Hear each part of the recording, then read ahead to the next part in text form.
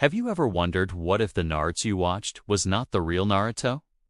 What if there were scenes so dark, so disturbing, that they were completely erased from history? Well, that's not just a theory. It actually happened. From Shikamaru's arm melting like wax to Orochimaru's lab looking like something straight out of a horror movie. There were many moments in Naruto that were considered too brutal, too emotional, or too unsafe for television. Today, we're diving deep into the most banned and censored Naruto scenes. And trust me, by the end of this video, you'll never look at the series the same way again. And hey, if you love uncovering the dark truths behind your favorite anime, hit that subscribe button and tell me in the comments which scene shocked you the most. Alright, let's get into it. One of the most shocking deleted moments was Tayuya's Genjutsu scene, also known as Tayuya's nightmare.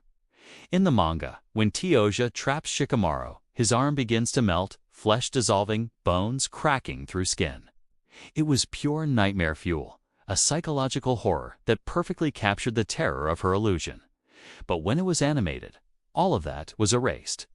Instead of melting, Shikamaru's arm just turns rubbery, cartoonish, unrealistic, and far from terrifying.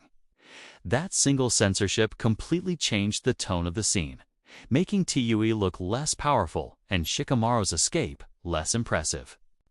Then there's Shikamaru's cigarette scene, a powerful moment after Asuma's death. In the manga, Shikamaru lights a cigarette in honor of his fallen teacher, a silent tribute showing his grief and maturity. It wasn't about looking cool. It was a deeply emotional gesture of respect. But in the anime, that moment was removed. Instead of smoking, he just flicks a lighter nervously, fidgeting without purpose. The symbolism was lost. Ironically, in Naruto, Shikamaru openly smokes without issue. So apparently, teenage grief was too much, but adult smoking is fine. Next up is Kakashi's Chidori scene, the moment he pierces Haku's chest. In the manga, it's brutal and tragic. A clean hole through Haku's chest, blood pouring out, a shocking reminder of the cost of battle. But in the anime, it's replaced by a flash of light, hiding the wound completely.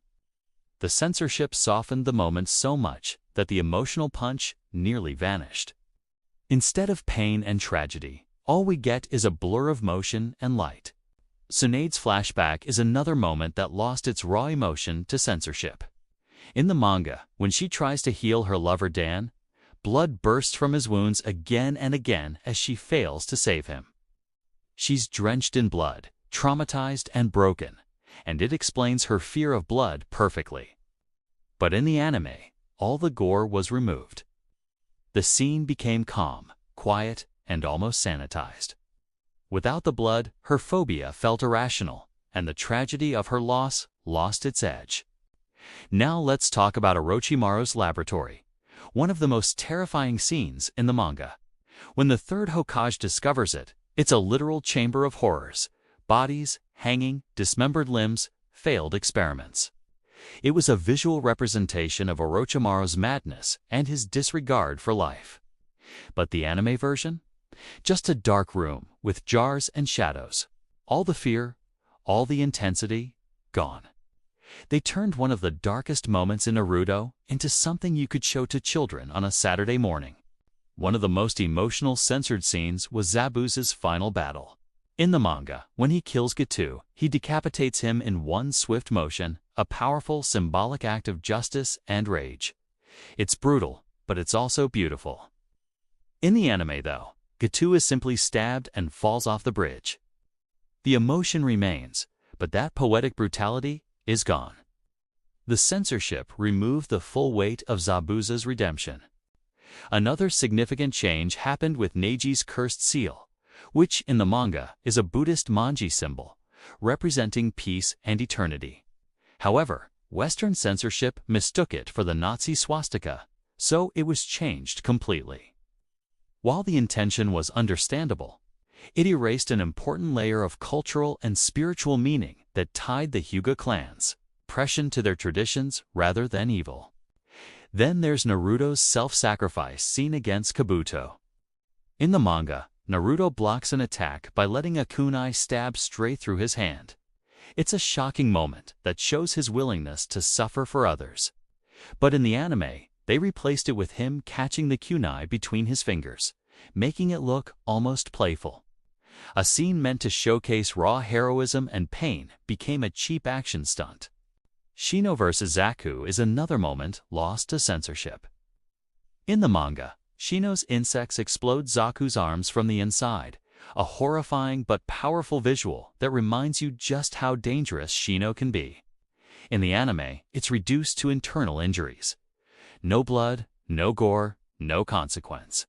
It robbed Shino of his edge and made the battle feel meaningless. And finally, Kimimara's powers.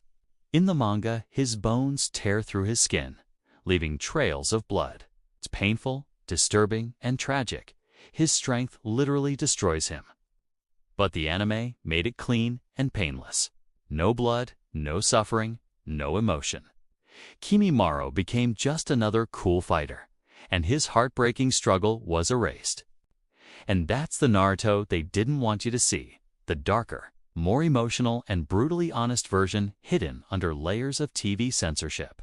Some people say the censorship made the show more family-friendly, but others believe it stripped away the very emotions that made Naruto powerful in the first place.